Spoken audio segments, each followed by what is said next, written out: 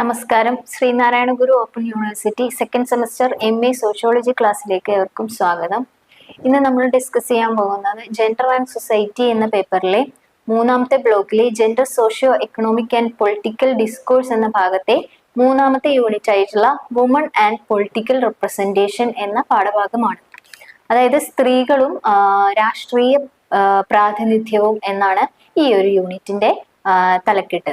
അപ്പോൾ ഈ ഒരു യൂണിറ്റിലൂടെ എന്താണ് നമ്മൾ രാഷ്ട്രീയത്തിൽ സ്ത്രീകൾ വഹിക്കുന്ന പങ്ക് മനസ്സിലാക്കുക, അതുപോലെ തന്നെ സമൂഹത്തിൽ എന്താണ് സ്ത്രീകളുടെ അവകാശങ്ങളുടെ പ്രാധാന്യം തിരിച്ചറിയുക, സ്ത്രീകൾക്കെതിരായിട്ടുള്ള അതിക്രമങ്ങളുടെ വിവിധ രൂപങ്ങൾ മനസ്സിലാക്കുക തുടങ്ങിയ കാര്യങ്ങളൊക്കെയാണ് നമ്മൾ ഈ ഒരു യൂണിറ്റിലൂടെ ചർച്ച ചെയ്യാനായിട്ട് പോകുന്നത്.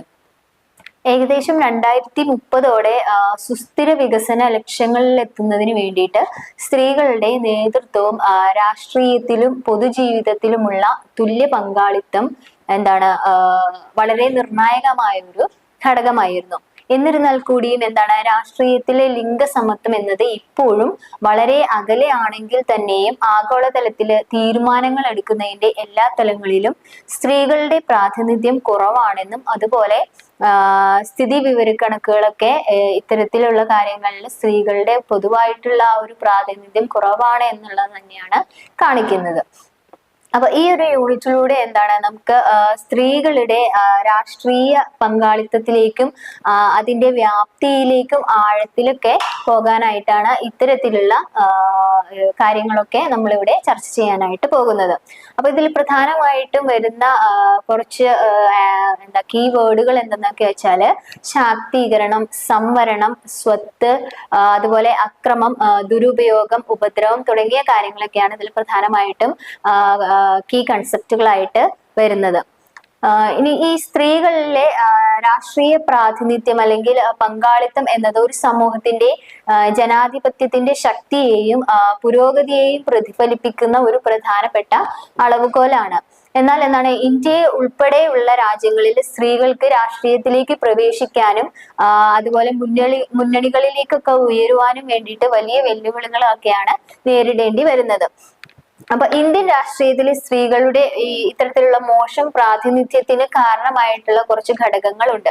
അവ ഏതൊക്കെയാന്ന് വെച്ചാല് ലിംഗ സ്റ്റീരിയോ ടൈപ്പുകള്, രാഷ്ട്രീയ ശൃംഖലയുടെ അഭാവം, സാമ്പത്തിക ബുദ്ധിമുട്ടുകള്, വിഭവങ്ങളുടെ ലഭ്യതക്കുറവ്, രാജ്യത്തെ സ്ത്രീകൾക്കിടയിൽ രാഷ്ട്രീയ വിദ്യാഭ്യാസത്തിന്റെ അഭാവം തുടങ്ങിയ കാര്യങ്ങളൊക്കെയാണ് ഇത്തരത്തിൽ ഈ സ്ത്രീകളെ രാഷ്ട്രീയത്തിലേക്ക് വരുന്നതിന്റെ മോശം പ്രാതിനിധ്യത്തിലേക്ക് നയിക്കുന്ന ഘടകങ്ങൾ എന്ന് പറയുന്നത്. ഇനി സ്ത്രീകളുടെ ഈ സാമൂഹിക പങ്കാളിത്തത്തെ തടസ്സപ്പെടുത്തുന്ന സാമൂഹിക സാംസ്കാരിക വീക്ഷണങ്ങളാണ്.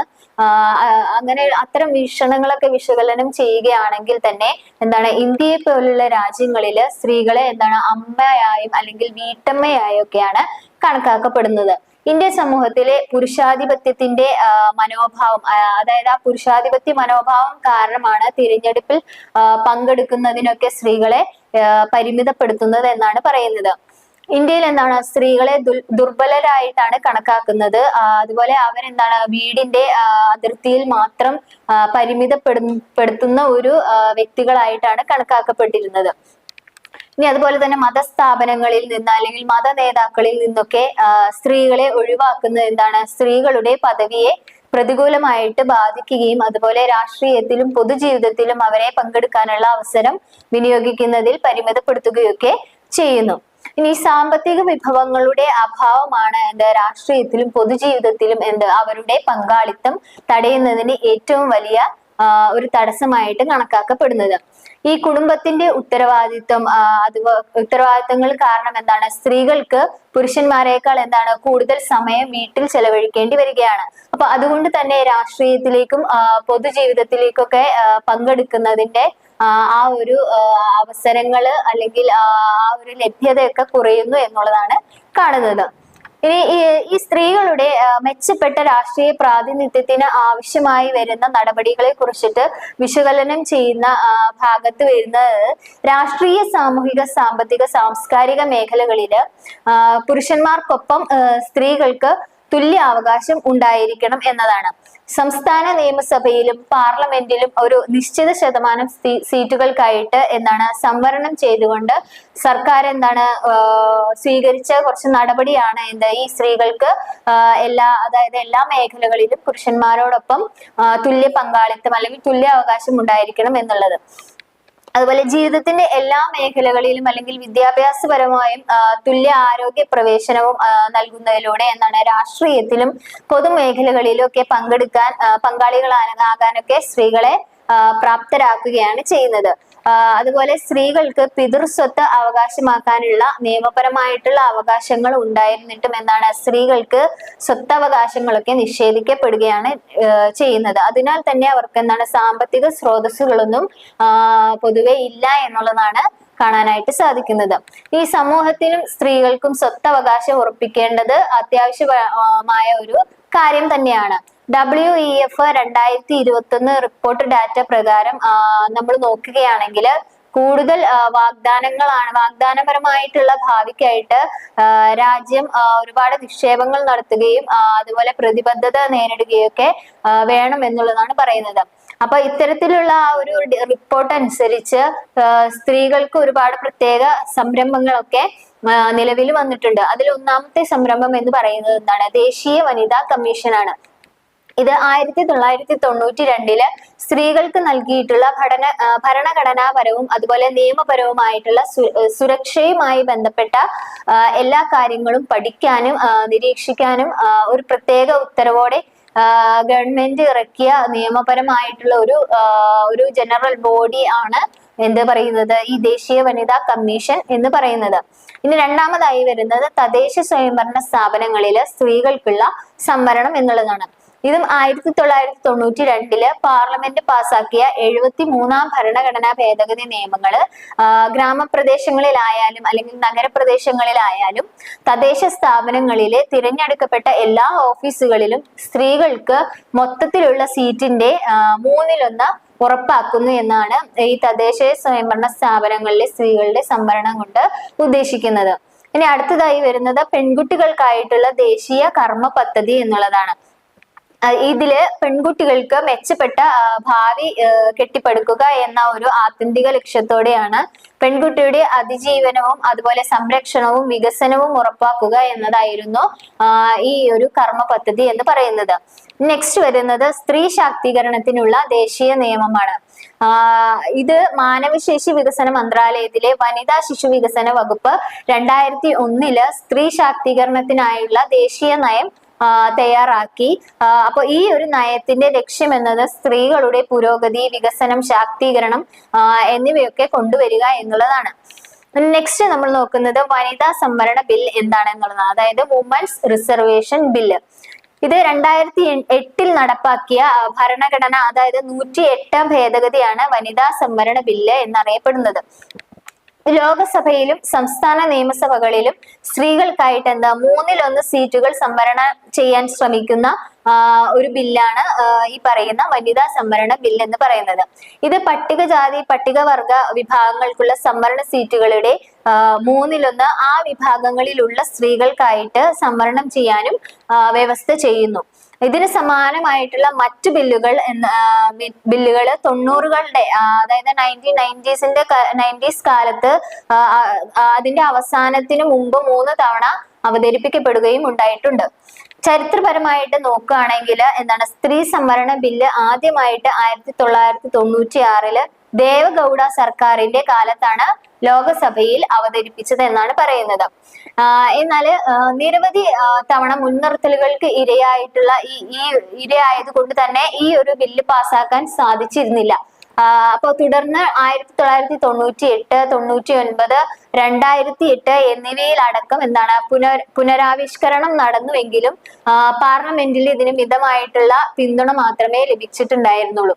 അപ്പോ ശേഷം കുറെ കാലങ്ങൾക്ക് ശേഷം 2023 106ാമത് ഭേദഗതി പ്രകാരം നിരീശക്തി അല്ലെങ്കിൽ നാരി ശക്തി ബില്ല് പാസ്സാക്കുകയാണ് ഉണ്ടായത്. ചുരുക്കത്തിൽ പറയുകയാണെങ്കിൽ എന്താണ്, സ്ത്രീ സംവരണ ബില്ല് പ്രാവർത്തികമാക്കുന്നത് എന്തിനാണ്, ലിംഗസമത്വത്തിനും സമാധാനപരമായ രാഷ്ട്രീയവും നിർമ്മിക്കാനായിട്ടുള്ള നിർണായകമായ ഒരു ഘടകമായിട്ടാണ് ഈ ഒരു സംവരണ ബില്ല് കൊണ്ട് ഉദ്ദേശിക്കുന്നത് എന്ന് പറയുന്നത്. ഇതെന്താണ്, സമൂഹത്തിൽ സ്ത്രീകളുടെ സ്ഥാനം ശക്തിപ്പെടുത്തുകയും ഇന്ത്യൻ ജനാധിപത്യത്തിന്റെ അടിസ്ഥാനത്തിൽ എന്താണ് കൂടുതൽ സന്തുലിതമാവുകയും ചെയ്യും എന്നുള്ളതാണ് പറയുന്നത്.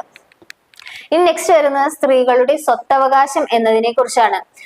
അതായത് ലോകമെമ്പാടുമുള്ള പല രാജ്യങ്ങളിലും സ്ത്രീകളുടെ സ്വത്തവകാശം എന്താണ്, അവരുടെ സാമ്പത്തിക നിലയും ദാരിദ്ര്യത്തിൽ നിന്ന് രക്ഷപ്പെടാനുള്ള അവസരങ്ങളും പരിമിതപ്പെടുത്തുന്ന നിയമങ്ങൾ, ആചാരങ്ങൾ, അതുപോലെ സാമൂഹിക മാനദണ്ഡങ്ങൾ എന്നിവയാലൊക്കെ പരിമിതപ്പെടുത്തിയിരിക്കുന്ന ഒന്നാണ്. മറ്റേതൊരു രാജ്യത്തെയും സ്ത്രീകളുടേതുപോലെ തന്നെ ഇന്ത്യൻ സ്ത്രീകളുടെ സ്വത്തവകാശം എന്നത് സ്ഥിതിഗതികളും പുരോഗമന ശക്തികളും തമ്മിലുള്ള തുടർച്ചയായിട്ടുള്ള പോരാട്ടത്തിൽ നിന്നാണ് പരിണമിച്ചിട്ടുള്ളത്. ഇനി ഇന്ത്യൻ സ്ത്രീകളുടെ സ്വത്തവകാശം കൂടുതലും അസമവും അതുപോലെ തന്നെ അന്യായവുമാണ് എന്ന് പറയാനായിട്ട് സാധിക്കും. അതായത് കഴിഞ്ഞ നൂറ്റാണ്ടിൽ എന്താണ്, അവർ ഒരുപാട് മുന്നോട്ട് പോയെങ്കിലും ഗുണനിലവാരത്തിന്റെയും അതിന്റെ അളവിന്റെയും നിബന്ധനകൾ കൊണ്ട് ഇന്ത്യൻ സ്ത്രീകൾക്ക് ഇപ്പോഴും എന്താണ്, പുരുഷന്മാരിൽ കുറച്ച് അവകാശങ്ങൾ മാത്രമേ ലഭിക്കുന്നുള്ളൂ. അതായത് പുരുഷന്മാരെക്കാളും കുറച്ച് സ്വത്തവകാശങ്ങൾ മാത്രമേ സ്ത്രീകൾക്ക് നിലവിൽ ലഭിക്കുന്നുള്ളൂ എന്നാണ് പറയുന്നത്. ഇന്ത്യൻ സ്ത്രീയുടെ സ്വത്തവകാശം എന്നത് എന്താണ്, അവൾ രാജ്യത്തിന്റെ ഏത് ഭാഗത്ത് നിന്നാണ് വരുന്നത് എന്നതിനെ ആശ്രയിച്ചാണ് ഇരിക്കുന്നത്. നെക്സ്റ്റ് വരുന്നത് ഹിന്ദു സ്ത്രീകളുടെ സ്വത്തവകാശം എന്നുള്ളതാണ്. ഈ ഹിന്ദു സ്ത്രീകളുടെ സ്വത്തവകാശം എന്നത് എന്താണ്, കുടുംബങ്ങളിലെ സ്ത്രീയുടെ നിലയും അതുപോലെ അവളുടെ വൈവാഹിക നിലയും അനുസരിച്ച് വ്യത്യാസപ്പെടുന്ന ഒന്നാണ്. പൂർവിക സ്വത്ത് അല്ലെങ്കിൽ സ്വയം സമ്പാദിച്ച സ്വത്ത് തമ്മിലുള്ള വ്യത്യാസം മിതാവകാശ സ്കൂൾ ഓഫ് ഹിന്ദു നിയമം തിരിച്ചറിയുന്നു എന്നുള്ളതാണ്. അപ്പൊ ഇത് ഒരു കോപാർസറി എന്ന പേരിൽ ഒരു സ്ഥാപനത്തെ അംഗീകരിക്കുകയാണ് ചെയ്യുന്നത്. ഇങ്ങനെ കുടുംബത്തിലെ 3 തലമുറയിലെ പുരുഷ അവകാശികൾ അടങ്ങുന്ന നിയമപരമായിട്ടുള്ള സ്ഥാപനത്തെയാണ് എന്ത് പറയുന്നത്, കോർപ്പാസനറി എന്ന് പറയുന്നത്. അപ്പൊ ഓരോ പുരുഷ അംഗവും ജനന സമയത്ത് 3 തലമുറകൾക്കുള്ളിൽ അംഗമായി മാറുന്നു എന്നുള്ളതാണ് ഇതുകൊണ്ട് ഉദ്ദേശിക്കുന്നത്. അതായത് എന്താണ്, പൂർവിക സ്വത്തിൽ എന്താണ് ഒരു വ്യക്തിയുടെയും പങ്ക് കൃത്യമായിട്ട് നിർണയിക്കാനായിട്ട് കഴിയില്ല. കാരണം അത് 3 തലമുറകളായിട്ട് കഴിഞ്ഞു വരുന്ന ഒരു കാര്യമായതുകൊണ്ട് തന്നെ ഒരു വ്യക്തിയുടെ മാത്രം പങ്കായിട്ട് അല്ലെങ്കിൽ അതിനെ കൃത്യമായിട്ട് നിർണയിക്കാനായിട്ട് സാധിക്കില്ല എന്നാണ് പറയുന്നത്.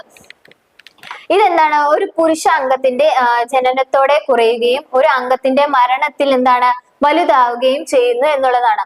കൂട്ടുകുടുംബത്തിന്റെ വിഭജനം ആവശ്യപ്പെടുകയാണെങ്കിൽ എന്താണ് അത് ഏതൊരു കോർപ്പാസനർക്കും അവകാശം ഉണ്ട്. അതായത് ഒരു കൂട്ടുകുടുംബത്തിന്റെ വിഭജനം എന്നത് ആവശ്യപ്പെടാനായിട്ട് ഏതൊരു കോർപ്പാസനർക്കും അധികാരമുണ്ട് എന്നുള്ളതാണ്.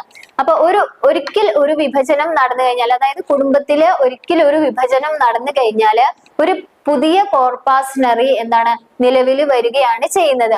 അതായത് ഈ വിഭജിക്കപ്പെട്ട അംഗവും അതുപോലെ അവന്റെ അടുത്ത 2 തലമുറയിലെ പുരുഷന്മാരും ഇക്കാരണം കൊണ്ട് സ്വയം സമ്പാദിച്ച സ്വത്തില് കോർപ്പാസനറി അവകാശങ്ങള് നിലവിൽ വെക്കുന്നു എന്നുള്ളതാണ്.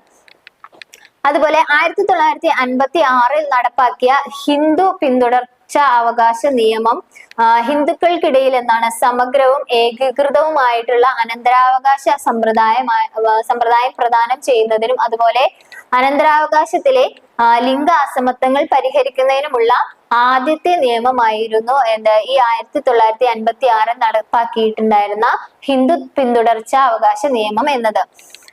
അതിനാൽ തന്നെ ഇതൊരു ക്രോഡീകരണ പ്രക്രിയയും അതേസമയം തന്നെ പരിഷ്കരണവുമായിരുന്നു എന്നുള്ളതാണ് പറയുന്നത്. ഇത് സ്വാതന്ത്ര്യാനന്തരം ഹിന്ദുക്കൾക്കിടയിൽ ആദ്യമായിട്ട് സ്വത്തവകാശ നിയമമാക്കിയത് HSA എന്ന് പറയുന്ന ഒരു സംരംഭമായിരുന്നു. ഇനി നെക്സ്റ്റ് വരുന്നത് ആദിവാസി സ്ത്രീകളുടെ അവകാശങ്ങൾ എന്തെന്നുള്ളതാണ്.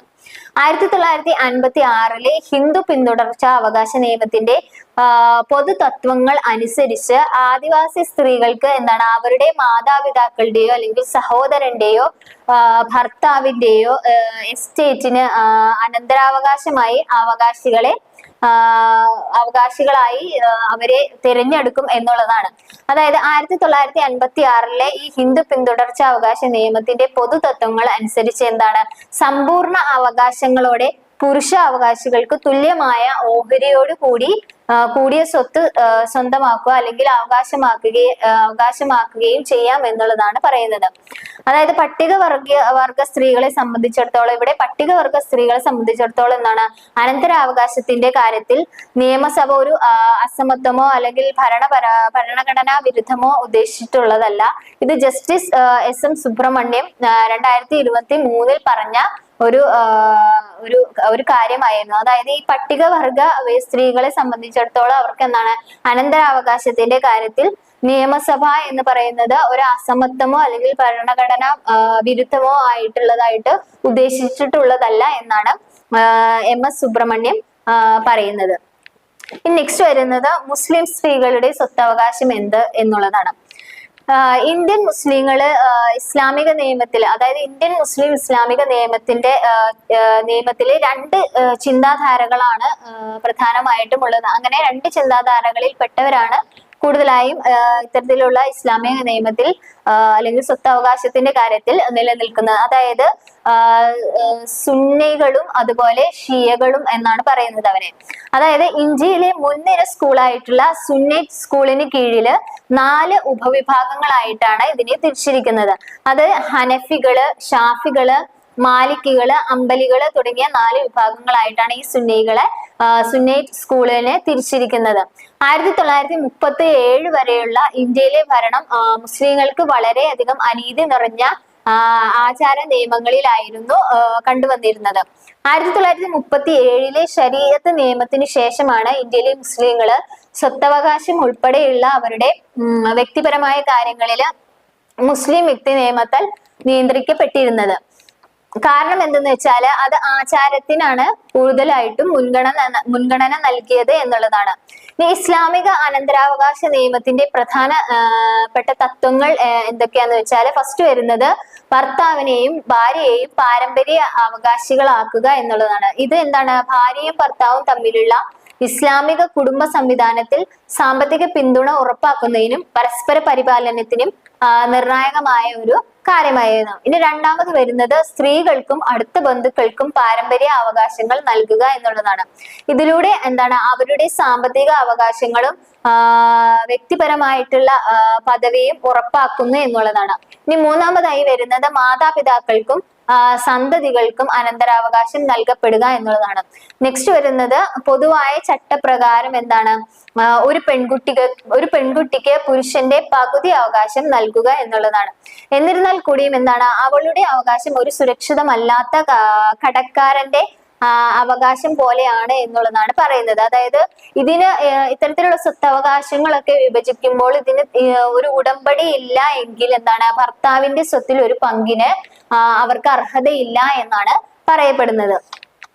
ഒരു മുസ്ലിമിന് അവന്റെ സ്വത്തിന്റെ 1/3 കൂടുതൽ വസിയത്ത് ചെയ്യാൻ പാടില്ല എന്ന് വ്യക്തമായി വ്യവസ്ഥ ചെയ്തിട്ടുള്ള ഇസ്ലാമിക നിയമത്തില് കുടുംബാംഗങ്ങളുടെ അനാഥത്വത്തിനെതിരായ ഒരു വ്യവസ്ഥയും നിലവിലുണ്ട്.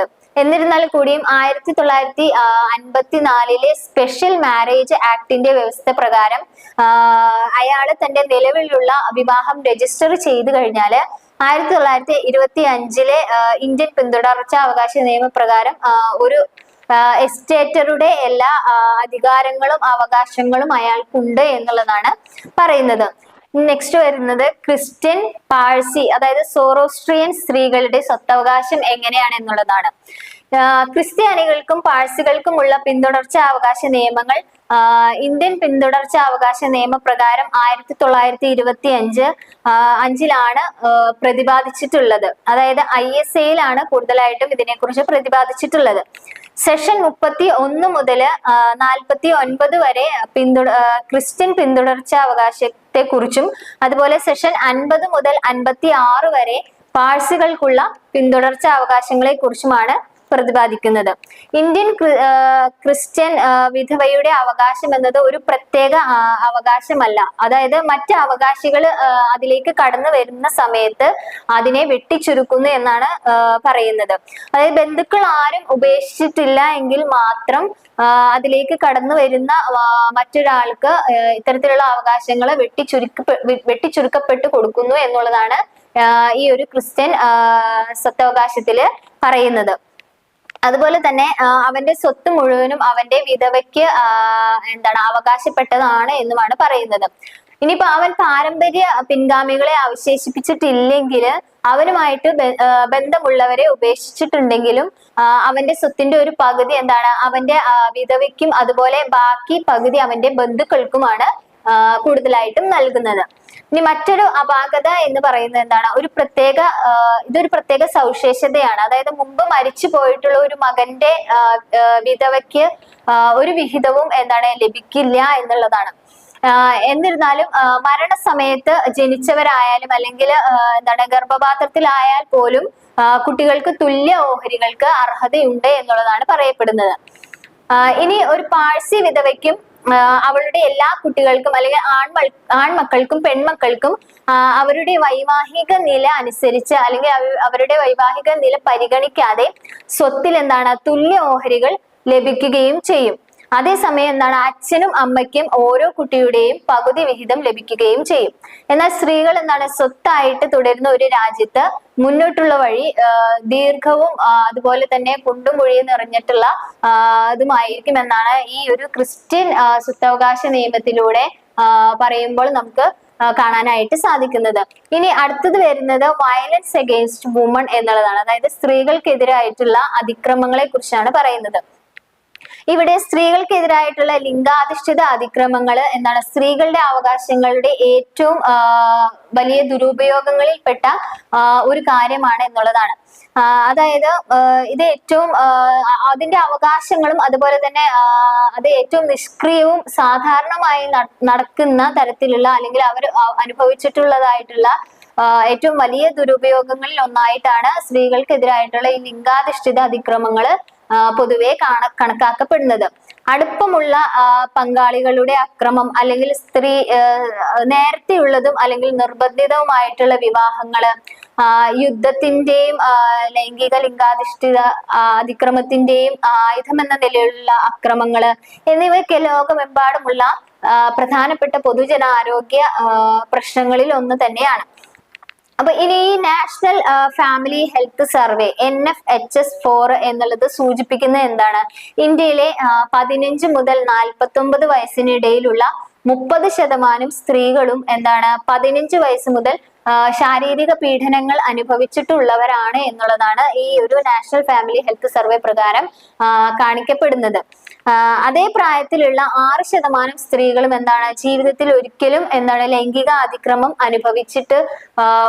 അനുഭവിച്ചിട്ടുണ്ട് എന്നുമാണ് പറയപ്പെടുന്നത്. അതായത് ഇത്തരത്തിലുള്ള റിപ്പോർട്ടുകൾ കൂടുതലും വെളിപ്പെടുത്തുന്നത് അതേ പ്രായത്തിലുള്ള 6% സ്ത്രീകൾ ലൈംഗിക അതിക്രമങ്ങളെ നേരിട്ടിട്ടുണ്ട് എന്നുള്ളതാണ് പറയപ്പെടുന്നത്. അതുപോലെ ഒരു വിവാഹിതരായിട്ടുള്ള 31% സ്ത്രീകൾ, അതായത് വിവാഹിതരായിട്ടുള്ള 31% സ്ത്രീകളും തങ്ങളുടെ പങ്കാളികളിൽ നിന്നും അല്ലെങ്കിൽ ഇണകളിൽ നിന്ന് ശാരീരികമോ അല്ലെങ്കിൽ ലൈംഗികപരമോ അല്ലെങ്കിൽ വൈകാരികമോ ആയിട്ടുള്ള അതിക്രമങ്ങളും അനുഭവിച്ചിട്ടുണ്ട്. സ്ത്രീകൾക്കെതിരായിട്ടുള്ള ഈ ഒരു അതിക്രമങ്ങൾ അല്ലെങ്കിൽ കുറ്റകൃത്യങ്ങൾ ഓരോ വർഷവും വർദ്ധിച്ചുകൊണ്ടിരിക്കുകയാണ് എന്നാണ് പറയുന്നത്. 2018 NCRB റിപ്പോർട്ട് പ്രകാരം ഇത് ഏറ്റവും ഉയർന്ന നിലയിലാണ് ഇപ്പോൾ എത്തി നിൽക്കുന്നത്. സമീപ വർഷങ്ങളിലെ ഏകദേശം 560-ലധികം ബലാത്സംഗ കേസുകളൊക്കെയാണ് ഡൽഹിയിലൊക്കെ റിപ്പോർട്ട് ചെയ്തിട്ടുള്ളത്. അതുപോലെ ഇന്ത്യൻ സ്ത്രീകൾക്കെതിരായിട്ടുള്ള അതിക്രമങ്ങള് വർദ്ധിച്ചു വരികയാണ്. അതുപോലെ തന്നെ സാമൂഹിക മനസ്സിൽ ഇതിന്റെ വ്യാപകവും ആഴത്തിലുള്ള വേരുകളും ഇപ്പോഴും നിലനിൽക്കുന്നു എന്നുള്ളത് ആണ്. ഇനി ലോകാരോഗ്യ സംഘടനയുടെ അതായത് WHO കണ്ടെത്തലുകള് പ്രകാരം ലോകമെമ്പാടുമുള്ള 1/3 അതായത് 35% സ്ത്രീകളും അവരുടെ ജീവിതകാലത്ത് ശാരീരികമോ അല്ലെങ്കിൽ ലൈംഗികമോ ആയിട്ട് അടുപ്പമുള്ള ഒരു പങ്കാളി അക്രമമോ അല്ലെങ്കിൽ പങ്കാളികളല്ലാതെ ലൈംഗിക അതിക്രമങ്ങളോ അനുഭവിച്ചിട്ടുണ്ട് എന്നുള്ളതാണ്. അതുപോലെ തന്നെ സ്ത്രീകൾക്കെതിരായിട്ടുള്ള ഈ ഒരു അതിക്രമം പ്രത്യേകിച്ച് അടുപ്പമുള്ള ഒരു പ്രധാനപ്പെട്ട ഒരു പൊതുജനാരോഗ്യ പ്രശ്നവും അതുപോലെ സ്ത്രീകളുടെ അല്ലെങ്കിൽ മനുഷ്യാവകാശ ലംഘനവുമായിട്ടാണ് പൊതുവെ സമൂഹത്തില് കണക്കാക്കപ്പെടുന്നത്. അതുപോലെ തന്നെ ആഗോളതലത്തിൽ നോക്കുമ്പോൾ സ്ത്രീകളുടെ കൊലപാതകങ്ങളിലൊക്കെ 38% ചെയ്യുന്നത് ആരാണ്? പുരുഷന്മാരായിട്ടുള്ള അല്ലെങ്കിൽ അവരുടെ ഉറ്റ പങ്കാളികളായിട്ടുള്ള പുരുഷന്മാരാണ് എന്നാണ് പറയുന്നത്. ഈ അക്രമം സ്ത്രീകളുടെ ശാരീരികവും അതുപോലെ മാനസികവും ലൈംഗികവും പ്രത്യുൽപാദനപരവുമായിട്ടുള്ള ആരോഗ്യത്തെ കൂടുതലും പ്രതികൂലമായി ബാധിക്കുകയും ചില സാഹചര്യങ്ങളിൽ അവർക്ക് HIV ബാധിതരാകാനുള്ള സാധ്യതകളെയൊക്കെ വർദ്ധിപ്പിക്കുകയും ചെയ്യും എന്നുള്ളതാണ് പറയുന്നത്. അപ്പോൾ സ്ത്രീകൾക്കെതിരായിട്ടുള്ള ഇത്തരത്തിലുള്ള അതിക്രമങ്ങളൊക്കെ വലിയ തരത്തിലാണ് അവർ അനുഭവിക്കുന്നത് എന്നാണ് പറയപ്പെടുന്നത്. അതായത് വിവാഹം കഴിഞ്ഞ സ്ത്രീകളായിക്കോട്ടെ അല്ലെങ്കിൽ 18 വയസ്സ് കഴിഞ്ഞിട്ടുള്ള ആളുകളായിക്കോട്ടെ, സ്ത്രീകളായിക്കോട്ടെ, പെൺകുട്ടികളായിക്കോട്ടെ, എല്ലാവരും ഏതെങ്കിലും ഒരു തരത്തില് അക്രമങ്ങളെ അനുഭവിച്ചിട്ടുണ്ട് എന്നുള്ളതാണ് പറയപ്പെടുന്നത്. നെക്സ്റ്റ് വരുന്നത് എന്താണ്? ലിംഗപരമായിട്ടുള്ള അക്രമം, അതായത് ജെൻഡർ വയലൻസ്.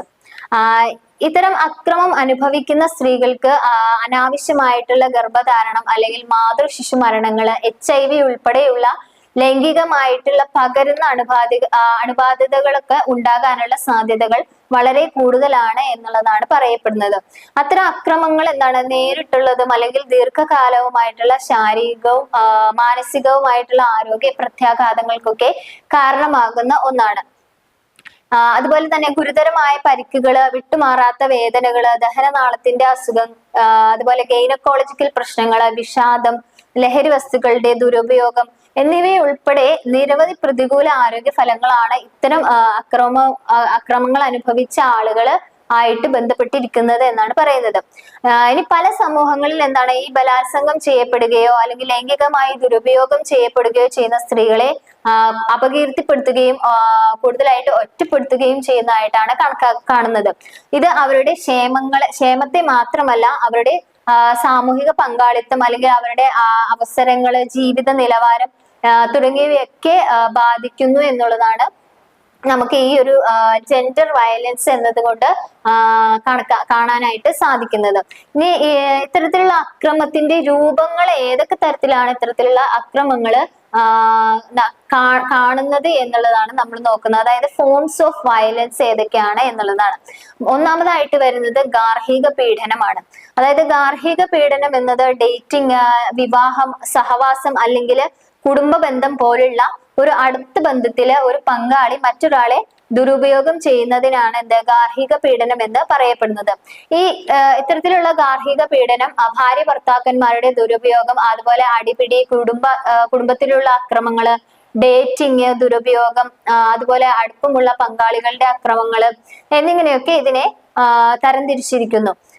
അത് ശാരീരികവും വൈകാരികവും അല്ലെങ്കിൽ വാക്കാലുള്ളതോ അല്ലെങ്കിൽ സാമ്പത്തികവും അല്ലെങ്കിൽ ലൈംഗികവുമായിട്ടുള്ള ദുരുപയോഗവും അതുപോലെ സൂക്ഷ്മവും നിർബന്ധിതവുമായിട്ടുള്ള അക്രമങ്ങളും ആകാം എന്നുള്ളതാണ് പറയുന്നത്. അപ്പൊ ഇതാണ് ഒരു ഗാർഹിക പീഡനം എന്നുള്ളതാണ് അതിന്റെ ഫസ്റ്റത്തെ ഒരു രൂപം എന്ന് പറയുന്നത്. ഇനി രണ്ടാമതായിട്ട് വരുന്ന ഒരു അക്രമത്തിന്റെ രൂപം എന്ന് പറയുന്നത് കൊലപാതകങ്ങളാണ്. അതായത് പെൺ ശിശുഹത്യയും സെക്സ് സെലക്റ്റീവ് അബോർഷനും ആണ് ഇതിൽ വരുന്നത്. അതായത് പെൺ ശിശുഹത്യ എന്നത് ഒരു നവജാത ശിശുവിനെ കൊല്ലുകയോ അല്ലെങ്കിൽ ലൈംഗികമായി തിരഞ്ഞെടുത്ത ഗർഭചിത്തത്തിലൂടെ ഒരു പെൺ ഭ്രൂണത്തെ ഇല്ലാതാക്കുകയോ ചെയ്യുന്നതാണ് ഈ ഒരു പെൺ ശിശുഹത്യ എന്നതുകൊണ്ട് ഉദ്ദേശിക്കുന്നത്. ഇന്ത്യയിലാണെങ്കിൽ വാർദ്ധക്യത്തിൽ കുടുംബത്തിന് സുരക്ഷിതത്വം നൽകുകയും അതുപോലെ മരണമടഞ്ഞ മാതാപിതാക്കൾക്കും പൂർവികന്മാർക്കും വേണ്ടിയിട്ട് ആചാരങ്ങൾ നടത്തുകയും ചെയ്യുന്നത് കൊണ്ട് തന്നെ ഒരു പുത്രൻ ഉണ്ടാകാനുള്ള ഒരു സ്റ്റീരിയോ ടൈപ്പ് അല്ലെങ്കിൽ ലൈംഗിക സാമൂഹിക സാംസ്കാരിക പ്രോത്സാഹനം ഇതിന് നൽകുന്നു എന്നുള്ളതാണ്. നേരെ മറിച്ച് പെൺമക്കൾ സാമൂഹികവും സാമ്പത്തികവുമായിട്ടുള്ള ഭാരവുമായി കണക്കാക്കപ്പെടുന്നു എന്നുള്ളതാണ്. അതായത് ഒരു പെൺകുട്ടി ജനിച്ചു കഴിഞ്ഞാൽ അതിനെ പെൺഭ്രൂണഹത്യ നടത്തുക, അത് ഗർഭപാത്രത്തിൽ ഉള്ളതാണെങ്കിൽ പോലും അതിനെ കൊല്ലുക എന്നുള്ളതാണ് പറയുന്നത്. അതായത് ആൺകുട്ടികളെ കൂടുതലായിട്ടും മുൻഗണനയിലേക്ക് കൊണ്ടുവരിക എന്നുള്ളതിന് വേണ്ടിയിട്ടാണ് ഇത്തരത്തിലുള്ള കാര്യങ്ങളൊക്കെ ഇത്തരത്തിലുള്ള കൊലപാതകങ്ങളൊക്കെ നടത്തുന്നത് എന്നാണ് പറയുന്നത്. ഇനി അതിൽ തന്നെ വരുന്നതാണ് എന്താണ്, ഈ കൊലപാതകങ്ങളുടെ ഉള്ളിൽ തന്നെ വരുന്നതാണ് സ്ത്രീധന മരണങ്ങൾ. അതായത് സ്ത്രീധനത്തെ ചൊല്ലിയിട്ട് ചൊല്ലിയുള്ള തർക്കം മൂലം എന്താണ് വിവാഹിതരായ സ്ത്രീയുടെ കൊലപാതകങ്ങൾ അല്ലെങ്കിൽ ആത്മഹത്യയാണ് ഈ സ്ത്രീധന മരണം കൊണ്ട് ഉദ്ദേശിക്കുന്നത്. രണ്ടാമതായി വരുന്നത് എന്താണ് ഭൂ അഭിമാന കൊലകള്. അതായത് ദുരഭിമാന കൊലകള്. അതായത് ഈ ദുരഭിമാന കൊല എന്ന് പറയുന്നത് കുടുംബത്തിന് മാനക്കേട് ഉണ്ടാക്കുക അല്ലെങ്കിൽ നാണക്കേട് ഉണ്ടാക്കുന്നതായി കണക്കാക്കപ്പെടുന്ന അല്ലെങ്കിൽ അങ്ങനെ കരുതപ്പെടുന്ന ഒരു കുടുംബ അംഗത്തിന്റെ കൊലപാതകത്തെയാണ് ദുരഭിമാന കൊല എന്ന് പറയുന്നത്. അതായത് അറേഞ്ച്ഡ് വിവാഹത്തിൽ ഏർപ്പെടാൻ വിസമ്മതിക്കുക, അതുപോലെ വ്യഭിചാരം ചെയ്യുക, കുടുംബം അംഗീകരിക്കാത്ത ഒരു പങ്കാളിയെ തിരഞ്ഞെടുക്കുക, അല്ലെങ്കിൽ ബലാത്സംഗത്തിന് ഇരയാവുക എന്നിവ ഒക്കെ ഈ ഒരു ദുരഭിമാന കൊലകളുടെ കാരണങ്ങളിൽ ഉൾപ്പെടുന്ന ഒന്നാണ്. അതായത് കുടുംബത്തിന് മാനക്കേട് ഉണ്ടാക്കുന്ന തരത്തിൽ അല്ലെങ്കിൽ നാണക്കേട് ഉണ്ടാക്കുന്ന തരത്തിലുള്ള ഒരു കാര്യം ചെയ്താല് ആ വ്യക്തിയെ കൊല്ലുക എന്നുള്ളതിനാണ് ദുരഭിമാന കൊല. അതിനെ സമൂഹത്തിൽ എങ്ങനെ അതിന് മുന്നിട്ട് ഇറങ്ങി നിൽക്കും അല്ലെങ്കിൽ സമൂഹത്തിന് മുന്നിലേക്ക് എങ്ങനെ ചെല്ലും എന്നുള്ള ആ ഒരു ദുരഭിമാനത്തിന്റെ പേരിൽ ആണ് ഇത്തരത്തിലുള്ള കൊലകളൊക്കെ നടക്കുന്നത്. ഇനി അടുത്തതായിട്ട് അതിൽ വരുന്ന ഒരു കൊലപാതകമാണ് മന്ത്രവാദ ആരോപണങ്ങളും അതിന്റെ അനുബന്ധ കൊലപാതകങ്ങളും. അതായത് മന്ത്രവാദം എന്നത് സാധകൻ വിശ്വസിക്കുന്ന ഒരു പ്രവൃത്തിയാണ്. അതായത് മന്ത്രവാദം ആരോപിക്കപ്പെടുന്ന സ്ത്രീകളുടെ കൊലപാതകങ്ങൾ ഇപ്പോഴും ഇന്ത്യയിൽ നടക്കുന്നുണ്ട് എന്നുള്ളതാണ്. ദരിദ്രരായിട്ടുള്ള സ്ത്രീകളും വിധവകളും താഴ്ന്ന ജാതിയിൽ നിന്നുള്ള സ്ത്രീകളും ആണ് ഇത്തരത്തിലുള്ള കൊലപാതകങ്ങൾക്ക് ഏറ്റവും സാധ്യതയുള്ളവരായിട്ട് കാണുന്നത്. ഇനി മൂന്നാമതായിട്ട് വരുന്ന ഈ അതിക്രമങ്ങളുടെ ഒരു രൂപം എന്ന് പറയുന്നത് ലൈംഗിക അതിക്രമം, പീഡനം, അതുപോലെ തന്നെ ബലാത്സംഗം തുടങ്ങിയവയാണ്. ഇത് ഇന്ത്യയിൽ ഏറ്റവും സാധാരണമായി കാണപ്പെടുന്ന കുറ്റകൃത്യങ്ങളിൽ ഒന്നാണ് ഈ പറയുന്ന ബലാത്സംഗം എന്നത്. നാഷണൽ ക്രൈം റെക്കോർഡ്സ് ബ്യൂറോയുടെ കണക്കനുസരിച്ച് ഇന്ത്യയിൽ ഓരോ 20 മിനിറ്റിലും ഒരു സ്ത്രീ ബലാത്സംഗം ചെയ്യപ്പെടുന്നു എന്നുള്ളതാണ് കാണാനായിട്ട് സാധിക്കുന്നത്. നെക്സ്റ്റ് വരുന്നത് എന്താണ്, വൈവാഹിക കുറ്റകൃത്യങ്ങൾ എന്നുള്ളതാണ്. അതിൽ ആദ്യമായിട്ട് വരുന്നത് വൈവാഹിക ബലാത്സംഗം എന്നുള്ളതാണ്. ഇത് ഇന്ത്യയിൽ വൈവാഹിക ബലാത്സംഗം എന്നത് ഒരു ക്രിമിനൽ കുറ്റമല്ല എന്നുള്ളതാണ്. വൈവാഹിക ബലാത്സംഗം ഇതുവരെ നിയമവിരുദ്ധമാക്കിയിട്ടില്ലാത്ത 50 രാജ്യങ്ങളിൽ ഒന്നാണ് നമ്മുടെ ഇന്ത്യ എന്ന് പറയുന്നത്. രണ്ടാമത് വരുന്നത് അതിൽപ്പെട്ടതാണ് നിർബന്ധിത വിവാഹം എന്നത്. അതായത് പെൺകുട്ടികൾ ചെറുപ്പത്തിൽ തന്നെ വിവാഹത്തിന് നിർബന്ധിതരാകുന്നു എന്നുള്ളതാണ്. ഇതിലൂടെ ഇരട്ട ദുർബലത അനുഭവിക്കുന്നു എന്നുള്ളതാണ് പറയപ്പെടുന്നത്. അതായത് കുട്ടി ആയതിനാലും സ്ത്രീ ആയതിനാലും അവര് ഇരട്ട തലത്തിലുള്ള ഒരു ദുർബലത അനുഭവിക്കുന്നു എന്നുള്ളതാണ്. അതായത് വിവാഹത്തിന്റെ അർത്ഥവും അല്ലെങ്കിൽ അതിന്റെ ഉത്തരവാദിത്തങ്ങൾ എന്താണെന്ന് പലപ്പോഴും ബാലവധുക്കൾക്ക്, അതായത് ചെറിയ കുട്ടികൾക്ക് മനസ്സിലാക്കാൻ ഉള്ള കഴിവ് ആ ഒരു ടൈമില് അവർക്ക് കിട്ടുന്നില്ല. അതുകൊണ്ട് തന്നെ അവര് നിർബന്ധിത വിവാഹം എന്നതുകൊണ്ട് ഉദ്ദേശിക്കുന്നത് പെൺകുട്ടികളെ ചെറുപ്പത്തിൽ തന്നെ വിവാഹത്തിന് നിർബന്ധിതരാക്കുന്നു എന്നുള്ളതാണ്. ഇനി അഞ്ചാമതായിട്ട് വരുന്ന ഒരു വയലൻസ് എന്ന് പറയുന്നത് കടത്തും നിർബന്ധിത വേശ്യാവൃത്തിയും എന്നുള്ളതാണ്. അതായത് മനുഷ്യക്കടത്ത്, അതായത് പ്രത്യേകിച്ച് പെൺകുട്ടികളെയും സ്ത്രീകളെയും പലപ്പോഴും നിർബന്ധിത വേശ്യാവൃത്തിയിലേക്കും അതുപോലെ ലൈംഗിക അടിമത്തത്തിലേക്കും നയിക്കുന്നു എന്നുള്ളതാണ്. ഇനി ആറാമതായിട്ട് വരുന്നത് ഓൺലൈൻ ദുരുപയോഗമാണ്. അതായത് അവരുടെ ശബ്ദങ്ങൾ കേൾക്കാൻ ഇന്റർനെറ്റ് മനുഷ്യന്റെ നിലനിൽപ്പിന്റെ വർദ്ധിച്ചു വരുന്ന പ്രാധാന്യമുള്ള ഭാഗമായിട്ട് മാറുന്ന ഈ ഒരു സമയത്ത് ഓൺലൈനിൽ സുരക്ഷിതത്വം അനുഭവിക്കാനായിട്ട് അവർക്ക് ഒരു സ്ത്രീക്ക് കഴിവില്ലായ്മ അല്ലെങ്കിൽ അവളുടെ സ്വാതന്ത്ര്യത്തിന് അത് ഒരു തടസ്സമായിട്ട് നിൽക്കുന്ന കാര്യമാണ് ഈ ഇത്തരത്തിലുള്ള ഓൺലൈന്റെ ദുരുപയോഗം എന്ന് പറയുന്നത്. അതായത് സ്ത്രീകൾ സ്ഥിരമായിട്ട് ഓൺലൈൻ ബലാത്സംഗ ഭീഷണികള് അല്ലെങ്കിൽ ഓൺലൈൻ പീഡനങ്ങള് അല്ലെങ്കിൽ സൈബർ പിന്തുടരല്, ബ്ലാക്ക് മെയില്, ട്രോളിങ് തുടങ്ങിയ കാര്യങ്ങള് ഒക്കെയാണ് ഇത്തരത്തിലുള്ള ഈ ഒരു ഓൺലൈൻ ദുരുപയോഗം കൊണ്ട് ഉദ്ദേശിക്കുന്നത്. അതിലൊക്കെ ഇത്തരത്തിലുള്ള സ്ത്രീകൾ വിധേയരാകുന്നു എന്നുള്ളതാണ് ഇവിടെ കാണാനായിട്ട് സാധിക്കുന്നത്. ഇനി അടുത്തതായിട്ട് വരുന്ന ഒരു വയലൻസ് എന്ന് പറയുന്നത് ജോലി സ്ഥലത്തെ പീഡനം എന്നുള്ളതാണ്. അതായത് മീ ടു എന്ന ഒരു പ്രസ്ഥാനം ലക്ഷ്യമിടുന്നത് എന്താണ്? എത്ര സ്ത്രീകൾ ലൈംഗിക അതിക്രമങ്ങളെയും പീഡനങ്ങളെയും അതിജീവിച്ചു എന്ന് തെളിയിക്കുകയാണ് ഈ ഒരു മീ ടു എന്ന് പറയുന്ന ഒരു പ്രസ്ഥാനം ലക്ഷ്യമിടുന്നത്. ഇതില് പ്രത്യേകിച്ച് എന്താണ്, ജോലി സ്ഥലത്ത് കൂടുതലായിട്ടും അവരെ ഏതൊക്കെ തരത്തിലുള്ള അതിക്രമങ്ങളെ അതിജീവിക്കുന്നു എന്നാണ് ഇതിനെ കാണിക്കുന്നത്. ഇവിടെ അനേകം സ്ത്രീകൾ അല്ലെങ്കിൽ നിരവധി പ്രവർത്തകര് ജോലി സ്ഥലത്തെ ലൈംഗിക അതിക്രമങ്ങളിലൂടെ ഒക്കെ ആയിട്ട് അതിന്റെ വിവരണങ്ങളുമായിട്ടൊക്കെ മുന്നോട്ട് ഇറങ്ങി വന്നിട്ടുണ്ട്, അല്ലെങ്കിൽ രംഗത്തെത്തിയിട്ടുണ്ട്.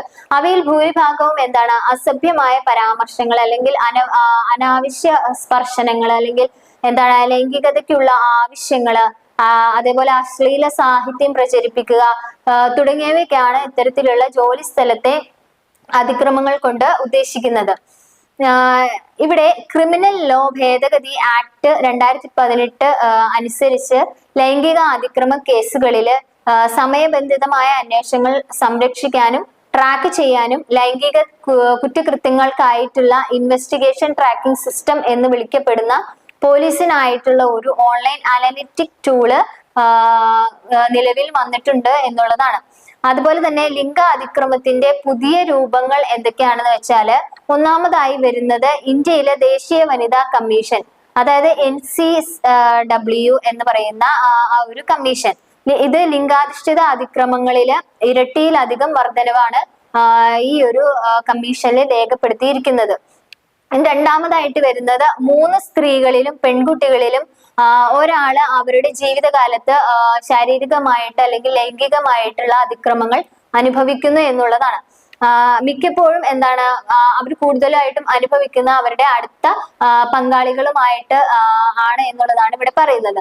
ഇനി മൂന്നാമതായി വരുന്നത് 200 ദശലക്ഷം അധികം സ്ത്രീകളും പെൺകുട്ടികളും ഒരുപാട് അവരുടെ സ്ത്രീകളുടെ ജനനേന്ദ്രിയ വൈകല്യങ്ങൾക്ക് വിധേയരായിട്ടുണ്ട് എന്നുള്ളതാണ് പറയുന്നത്.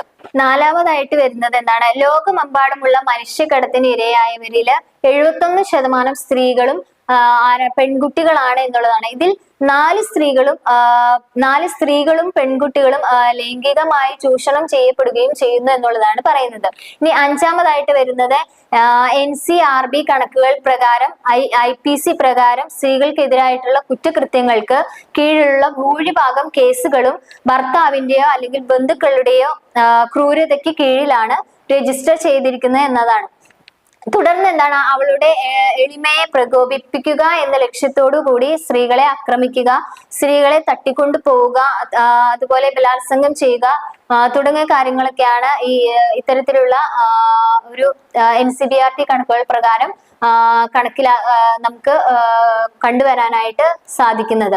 അതുപോലെ അടുത്തത് വരുന്ന 6ാമതായിട്ട് വരുന്നത് രജിസ്റ്റർ ചെയ്തിട്ടുള്ള സൈബർ ക്രൈം കേസുകളിൽ 4% വഞ്ചനയുടെ പ്രേരണയും അതിനെ തുടർന്നുള്ള ലൈംഗിക ചൂഷണത്തെയുമാണ്. നെക്സ്റ്റ് വരുന്നത് എന്താണെന്ന് വെച്ചാൽ വുമൺസ് മൂവ്മെന്റ്സ് ഇൻ ഇന്ത്യയിലെ പ്രധാനപ്പെട്ട സ്ത്രീ പ്രസ്ഥാനങ്ങൾ എന്താണ് എന്നുള്ളതാണ്. ഇത് പ്രാചീന കാലം മുതൽ തന്നെ പല ഗാർഹിക കുറ്റകൃത്യങ്ങൾക്കും ഇരയാകുന്നുണ്ടെന്ന് അംഗീകരിക്കപ്പെട്ട ഒന്നാണ് ഇന്ത്യയിലെ സ്ത്രീ പ്രസ്ഥാനങ്ങൾ എന്ന് പറയുന്നത്. അത്തരമൊരു സാഹചര്യത്തെ അല്ലെങ്കിൽ സ്ത്രീകൾ അനുഭവിക്കുന്ന ഈ അക്രമങ്ങളെ കുറിച്ചുള്ള അത്തരം ഒരു സാഹചര്യത്തെ നേരിടാനും അതുപോലെ സ്ത്രീകളുടെ സ്ഥാനം ഉയർത്താനും വേണ്ടിയിട്ട് നിരവധി സ്ത്രീ പ്രസ്ഥാനങ്ങൾ ആരംഭിക്കുകയും ചെയ്തു. ആധുനിക സാമൂഹിക പ്രസ്ഥാനങ്ങളുടെ ഏറ്റവും പ്രധാനപ്പെട്ട ഒരു കുരിശുയുദ്ധമാണ് സ്ത്രീ പ്രസ്ഥാനങ്ങൾ എന്നാണ് പറയപ്പെടുന്നത്. ചരിത്ര രേഖകൾ സൂചിപ്പിക്കുന്ന എന്തെന്ന് വെച്ചാല് 19ാം നൂറ്റാണ്ട് മുതൽ കനേഡിയൻ സ്ത്രീകളുടെ വോട്ടവകാശ പ്രചാരണങ്ങള് ഇന്ത്യയിലെ സുസ്ഥിര വികസനത്തിനായിട്ടുള്ള സമീപകാലത്തുള്ള നേരിട്ടുള്ള പ്രവർത്തനങ്ങൾ വരെ സ്ത്രീകളുടെ പ്രസ്ഥാനങ്ങൾ സ്ഥാപിച്ചെടുത്തെല്ലാം ദേശീയ സംഘടനകളും അതുപോലെ പ്രാദേശിക ഗ്രാസ് റൂട്ട് ഗ്രൂപ്പുകളും സ്ത്രീകളെയും പെൺകുട്ടികളെയും ഒരുമിച്ച് ഒരു പിന്തുണ കൊടുക്കാൻ വേണ്ടിയിട്ട് ഒരുപാട് പരിശ്രമിച്ചിട്ടുണ്ട് അല്ലെങ്കിൽ പ്രവർത്തിച്ചിട്ടുണ്ട് എന്നാണ് പറയപ്പെടുന്നത്. അതുപോലെ തന്നെ ലിംഗഭേദം, വംശം, വർഗം, സംസ്കാരം, മതം എന്നിവയിലെ വ്യത്യാസങ്ങളിൽ നിന്നാണ് സ്ത്രീകളുടെ താല്പര്യങ്ങളുടെ വൈവിധ്യമാർന്നതും വൈരുദ്ധ്യാത്മകവുമായിട്ടുള്ള അനുകമ്പകളൊക്കെ ഉണ്ടാകുന്നത്. അതുപോലെ തന്നെ സ്ത്രീകൾക്കെതിരായിട്ടുള്ള അടിച്ചമർത്തലിന്റെ തീവ്രത ലോകമെമ്പാടുമുള്ള പരമാധികാരത്തിനും ജനാധിപത്യത്തിനും സുരക്ഷിതമായിട്ടുള്ള ഒരു ഉപജീവന മാർഗത്തിനും വേണ്ടിയുള്ള പോരാട്ടങ്ങളുമായി ബന്ധപ്പെട്ട പൊതു അജണ്ടകളുള്ള അന്താരാഷ്ട്ര വനിതാ പ്രസ്ഥാനങ്ങളുടെ രൂപീകരണത്തിനൊക്കെ ഇത്തരം ഒരു സ്ത്രീ പ്രസ്ഥാനങ്ങൾ കാരണമായി എന്നാണ് പറയപ്പെടുന്നത്. അപ്പോൾ ഇത്തരം പ്രസ്ഥാനങ്ങളിലൊക്കെ സ്ത്രീകളുടെ പങ്കാളിത്തം പ്രധാനമായിട്ടും 4 രൂപങ്ങളിലായിട്ടാണ് പ്രധാനമായിട്ടും ഉള്ളത്. അതിൽ ഒന്നാമത്തേത് ആദിവാസി, കർഷകര്, വ്യവസായ തൊഴിലാളികൾ തുടങ്ങിയ പ്രത്യേക വിഭാഗങ്ങളുടെ സാമൂഹിക, സാമ്പത്തിക, രാഷ്ട്രീയ അവകാശങ്ങൾക്കായിട്ട്. അതുപോലെ രണ്ടാമതായി സ്ത്രീകളുടെ തൊഴിൽ സാഹചര്യങ്ങളും സ്വയംഭരണവും മെച്ചപ്പെടുത്തുന്നതിന്. അതുപോലെ മൂന്നാമതായിട്ട് ജോലിക്ക് തുല്യമായ പ്രതിഫലത്തിന് വേണ്ടിയിട്ട്.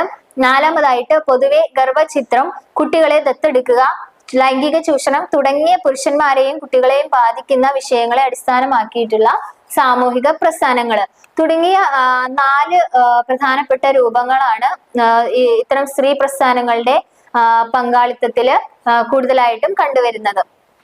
നെക്സ്റ്റ് വരുന്നത് ഏർലി മൂവ്മെന്റ്സ്, ആദ്യകാല ചലനങ്ങൾ എന്തൊക്കെയായിരുന്നു എന്നുള്ളതാണ്. ഇത് ആദ്യകാല പ്രസ്ഥാനങ്ങൾ എന്ന് പറയുന്നത് കൂടുതലായിട്ടും നയിച്ചിരുന്നത് സ്ത്രീകളിൽ നിന്നും കാര്യമായിട്ട് സംസാരിക്കാത്ത പുരുഷന്മാരായിരുന്നു. അപ്പൊ ഈ പ്രസ്ഥാനത്തിലൊക്കെ ഉന്നയിച്ച ചില പ്രശ്നങ്ങൾ എന്തൊക്കെയായിരുന്നു വെച്ചാല്, ഒന്ന് വരുന്നത് മാനുഷികവും സ്വാഭാവികവുമായിട്ടുള്ള അവകാശങ്ങളുടെ അടിസ്ഥാനത്തില് സമൂഹത്തിലെ പരമ്പരാഗത ആചാരങ്ങളെ അടിസ്ഥാനമാക്കിയുള്ള വിവേചനങ്ങളാണ് ഒന്നാമതായിട്ട് വരുന്നത്. അതിന് ഉദാഹരണം പറയുകയാണെങ്കിൽ സതി സമ്പ്രദായം, രാജാറാം മോഹൻ റോയ്, ഈശ്വർ ചന്ദ്ര വിദ്യാസാഗർ തുടങ്ങിയ പരിഷ്കർത്താക്കൾ വളർത്തിയ വിധവകളോടുള്ള നിന്ദ്യമായിട്ടുള്ള പെരുമാറ്റം. രണ്ടാമതായി വരുന്നത് വിദ്യാഭ്യാസത്തിനായിട്ടുള്ള ആവശ്യം. അതിൽ തന്നെ എന്താണ്, വീടിന്റെ പരിസരത്തും പാഠ്യപദ്ധതിയിലും മതപരമായിട്ടുള്ള തത്വങ്ങള്, വീട്ടുജോലി, കരകൗശല കലകളിലുള്ള പരിശീലനങ്ങള്, കുട്ടികളെ വളർത്തല് എന്നിവയും ഉൾപ്പെടുത്തിയിട്ടുണ്ട്. ഇതിനൊരു ഉദാഹരണം പറയുകയാണെങ്കിൽ സർ സെയ്ദ് അഹമ്മദ് ഖാന്, അതുപോലെ ദയാനന്ദ സരസ്വതി തുടങ്ങിയ പരിഷ്കർത്താക്കളൊക്കെ എന്താണ്, സ്ത്രീ വിദ്യാഭ്യാസത്തിനായിട്ട് കൂടുതലും പരിശ്രമിച്ചു എന്നുള്ളതാണ്. ഇനി മൂന്നാമതായിട്ട് അതിൽ വരുന്നത് ദേശീയ പ്രസ്ഥാനത്തിലെ സ്ത്രീകളുടെ പങ്കാളിത്തം ആണ്. അതായത് തുല്യ വോട്ടവകാശം, പൊതു ഓഫീസുകൾ വഹിക്കാനുള്ള അവകാശം തുടങ്ങിയ വിഷയങ്ങളൊക്കെയാണ് ഇതില് മുന്നോട്ട് വെക്കുന്നത്. അതിനൊരു ഉദാഹരണം പറയുകയാണെങ്കിൽ 1931 ഇന്ത്യൻ പൗരത്വത്തിന്റെ മൗലികാവകാശങ്ങളെ കുറിച്ചുള്ള ഒരു പ്രഖ്യാപനം പുറപ്പെടുവിച്ചു എന്നുള്ളതാണ്.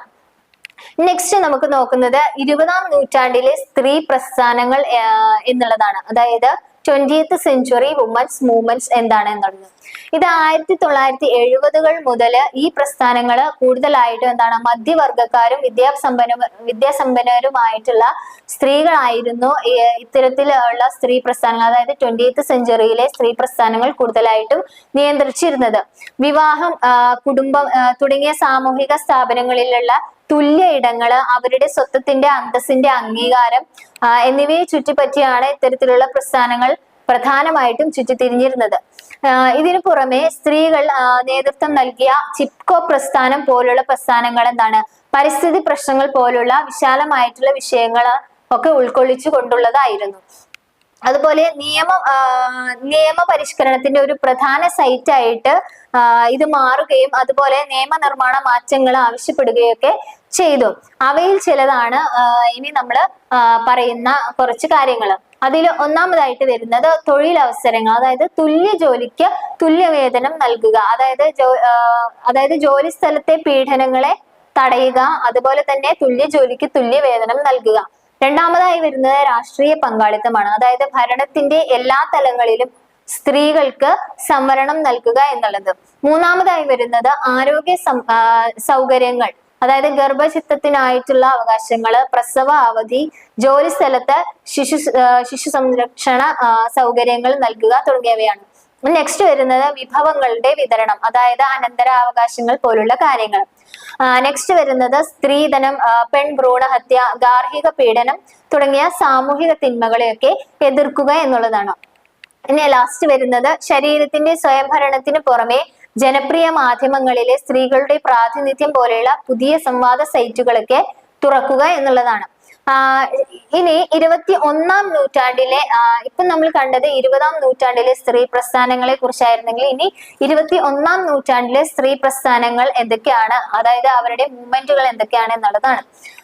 ഇവിടെ സമകാലിക സ്ത്രീ പ്രസ്ഥാനങ്ങളിലെ കൂടുതലും ഉൾക്കൊള്ളുകയും അതുപോലെ പുരുഷന്റെയും സ്ത്രീയുടെയും ബൈനറിക്ക് അപ്പുറത്തേക്ക് പോവുകയും ചെയ്യുകയാണ് ഉണ്ടായത്. അതായത് ഈ 21-ാം നൂറ്റാണ്ടിലെ സ്ത്രീ പ്രസ്ഥാനങ്ങൾ എന്താണ്, സമകാലിക സ്ത്രീ പ്രസ്ഥാനങ്ങളിലെ കൂടുതൽ ഊന്നൽ നൽകുകയും അല്ലെങ്കിൽ അവരെ കൂടുതൽ ഉൾക്കൊള്ളുകയും പുരുഷന്റെയും അല്ലെങ്കിൽ സ്ത്രീകളുടെയും ബൈനറിക്ക് അപ്പുറത്തേക്ക് പോവുകയുമാണ് ഉണ്ടായത്. ഇത് വിവിധ ലിംഗ സ്വത്വങ്ങൾ അന്തസ്സായി ആവശ്യപ്പെടുന്ന സ്ഥലമായിട്ട് ഇത്തരത്തിലുള്ള പ്രസ്ഥാനങ്ങള് മാറുകയാണ് ഉണ്ടായത്. ഉദാഹരണത്തിന് പറയുകയാണെങ്കിൽ LGBT കമ്മ്യൂണിറ്റിയുടെ അവകാശങ്ങൾക്കായിട്ടുള്ള ആവശ്യം എന്നത്, അതായത് പുരുഷന്റെയും സ്ത്രീയുടെയും ബൈനറിക്ക് അപ്പുറത്ത് എന്ന് പറയുന്നത് എന്താണ്, LGBT പോലുള്ള ഒരു കമ്മ്യൂണിറ്റിയുടെ അവകാശങ്ങളെ കുറിച്ചാണ്. അപ്പൊ അത്തരത്തിലുള്ള കമ്മ്യൂണിറ്റികളുടെ ഒക്കെ അവകാശങ്ങൾക്ക് വേണ്ടിയിട്ടുള്ള ആവശ്യവും ഈ ഒരു 21-ാം നൂറ്റാണ്ടിലെ സ്ത്രീ പ്രസ്ഥാനങ്ങൾ മുന്നോട്ട് കൊണ്ടുവന്നിട്ടുണ്ട് എന്നുള്ളതാണ്. അതുപോലെ തന്നെ ഇതിലെ സാങ്കേതിക മുന്നേറ്റവും ആഗോളവൽക്കരണവും അധികാര പോരാട്ടത്തിന്റെ പുതിയ ഇടങ്ങൾ കൊണ്ടുവരികയാണ് ഉണ്ടായത്. ഇവിടെ ഉന്നയിക്കുന്ന പ്രധാനപ്പെട്ട വിഷയങ്ങൾ എന്ന് പറയുന്നത് നിയമപരമായിട്ടുള്ള പശ്ചാത്തലത്തില് ബലാത്സംഗം അല്ലെങ്കിൽ അക്രമം എന്നിവയുടെ നിർവചനത്തിന്റെ വിപുലീകരണം, അതുപോലെ ബലാത്സംഗത്തിന്റെ പശ്ചാത്തലത്തിൽ വൈവാഹിക ബലാത്സംഗം ഉൾപ്പെടെയുള്ള പ്രശ്നങ്ങളൊക്കെ ഇതില് ഉന്നയിച്ചിരുന്ന പ്രശ്നങ്ങളായിരുന്നു. നെക്സ്റ്റ് വരുന്നത് സൈബർ കുറ്റകൃത്യങ്ങൾക്കെതിരായിട്ടുള്ള സംരക്ഷണം എന്നുള്ളത്. ഇനി അടുത്തതായി വരുന്നത് വിദ്യാഭ്യാസ സമ്പ്രദായത്തിലെ സമൂലമായിട്ടുള്ള മാറ്റങ്ങൾ, അതായത് വിവാഹം, രക്ഷാകർതൃത്വം തുടങ്ങിയ സാമൂഹിക ഘടനകൾ, അതായത് അവരെ കൂടുതൽ എന്താണ് ലിംഗ സെൻസിറ്റീവുകളാക്കുന്നു എന്നുള്ളതാണ്. ഉദാഹരണം പറയുകയാണെങ്കിൽ സ്ത്രീകളെ എന്താണ് കുടുംബനാഥയായി അംഗീകരിക്കണമെന്ന ആവശ്യം, അതുപോലെ പിതൃത്വ അവധിയിൽ വർധനവ് നൽകുക, അതുപോലെ ജീവിത പങ്കാളിയെ തിരഞ്ഞെടുക്കാനുള്ള അവകാശം നൽകുക തുടങ്ങിയവയാണ് ഇത്തരത്തിലുള്ള സമൂല മാറ്റങ്ങൾ കൊണ്ട് ഉദ്ദേശിക്കുന്നത്.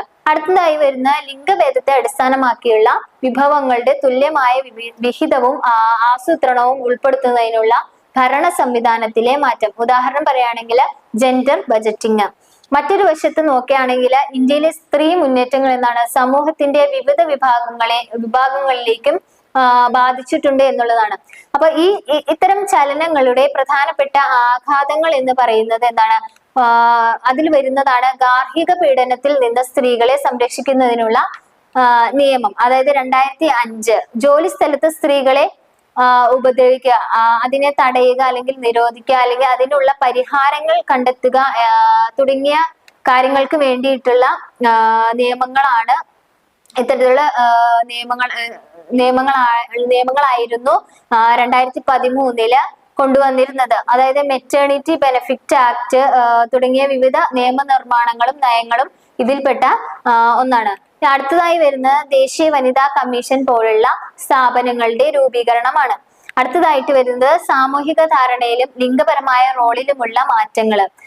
ഉദാഹരണം പറയുകയാണെങ്കിൽ ക്ഷേത്രപ്രവേശന സമരത്തിൽ ഈ ആർത്തവപരമായിട്ടും ബന്ധപ്പെട്ട പ്രശ്നങ്ങളും മലിനീകരണം എന്ന ആശയവും ചോദ്യം ചെയ്യപ്പെട്ടു എന്നുള്ളതാണ്. അതുപോലെ തന്നെ മുത്തലാഖ് പോലുള്ള മതപരമായിട്ടുള്ള ആചാരങ്ങളെ ഇത് എതിർത്തു എന്നുള്ളതാണ്. അതായത് 21-ാം നൂറ്റാണ്ടിലെ സ്ത്രീ പ്രസ്ഥാനങ്ങൾ മുന്നോട്ട് വന്നപ്പോൾ അത്തരത്തിലുള്ള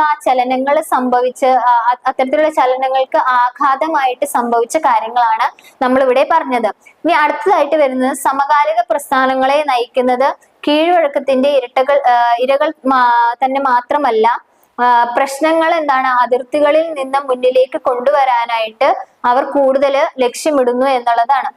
ഉദാഹരണം പറയുകയാണെങ്കിൽ ദളിത് ആദിവാസി സ്ത്രീകൾ നേരിടുന്ന വിവേചനം, കാർഷിക മേഖലയിലെ സ്ത്രീവൽക്കരണം, കാരണം ഗ്രാമീണ സ്ത്രീകൾ നേരിടുന്ന വീട്ടുജോലിയുടെ ഇരട്ട ഭാരം എന്നുള്ളത്. അതായത് ഈ സമകാലിക പ്രസ്ഥാനങ്ങൾ ഈ 21st സെഞ്ചുറിയിലെ സ്ത്രീ പ്രസ്ഥാനങ്ങൾ കൂടുതലായിട്ടും സ്ത്രീകളുടെ മാത്രമല്ല താഴ്ന്ന സ്ത്രീകളുടെയും ആവശ്യങ്ങൾക്കും അവരുടെ സംരക്ഷണത്തിനും വേണ്ടിയിട്ട് മുന്നോട്ട് വന്നു. കൂടുതലായിട്ടും ദളിത് സ്ത്രീകളുടെ കാർഷിക മേഖലയിൽ സ്ത്രീവൽക്കരണം പോലുള്ള കാര്യങ്ങളിലൊക്കെ എന്താണ് അവരെ സംരക്ഷിക്കുന്നതിനായിട്ടൊക്കെ കൂടുതലായിട്ടും മുന്നോട്ട് നിന്നു എന്നുള്ളതാണ് പറയുന്നത്. അപ്പോ ഇത്തരത്തിലുള്ള ഈ ഒരു സ്ത്രീ പ്രസ്ഥാനങ്ങളുടെ രാഷ്ട്രീയത്തിലെ ഇടപെടലുകൾ എന്താണ് പരിഗണനയിൽ എടുക്കുന്ന നയപരമായിട്ടുള്ള പ്രശ്നങ്ങളുടെ വ്യാപ്തിയും അതുപോലെ തന്നെ എന്താണ് അവർ മുന്നോട്ട് വെക്കുന്ന തരത്തിലുള്ള പരിഹാരങ്ങളെയും സ്വാധീനിക്കുകയും അതുവഴി എന്താണ് ലിംഗ സമത്വത്തെ പ്രോത്സാഹിപ്പിക്കുകയും ചെയ്യുന്നു എന്നുള്ളതാണ് പറയുന്നത്. അതായത് എന്താണ് ഈ 21st സെഞ്ച്വറി അല്ലെങ്കിൽ 20th സെഞ്ച്വറിനെ അപേക്ഷിച്ചൊക്കെ അവസാന കാലഘട്ടങ്ങളിലേക്ക് വന്നപ്പോഴെന്താണ് ഈ സ്ത്രീ പ്രസ്ഥാനങ്ങൾ കൂടുതലായിട്ടും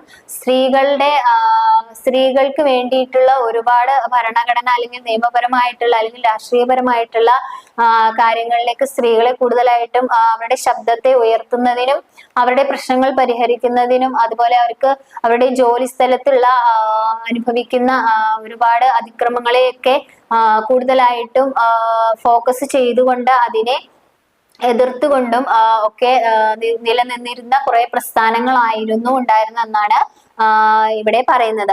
അപ്പോ ഈ ഒരു യൂണിറ്റിലൂടെ നമ്മൾ പ്രധാനമായിട്ടും കടന്നുപോയത് സ്ത്രീകളുടെ എന്താണ് വികസനത്തിൽ സ്ത്രീകൾ വഹിക്കുന്ന പങ്ക് അല്ലെങ്കിൽ സ്ത്രീകളുടെ അവകാശങ്ങളുടെ പ്രാധാന്യം എന്താണ്, അല്ലെങ്കിൽ സ്ത്രീകളുടെ അവകാശങ്ങളിലുള്ള അല്ലെങ്കിൽ സ്ത്രീകളുടെ അതിക്രമങ്ങളിലൂടെയുള്ള അതിന്റെ വിവിധ രൂപങ്ങളെ മനസ്സിലാക്കുക തുടങ്ങിയ കാര്യങ്ങളൊക്കെയാണ് നമ്മൾ ഇതിലൂടെ ചർച്ച ചെയ്തത്. അപ്പോൾ ഈ ഒരു യൂണിറ്റ് മനസ്സിലായിട്ടുണ്ടെന്ന് വിചാരിക്കുന്നു. അപ്പൊ അടുത്ത ക്ലാസ്സിൽ കാണാം.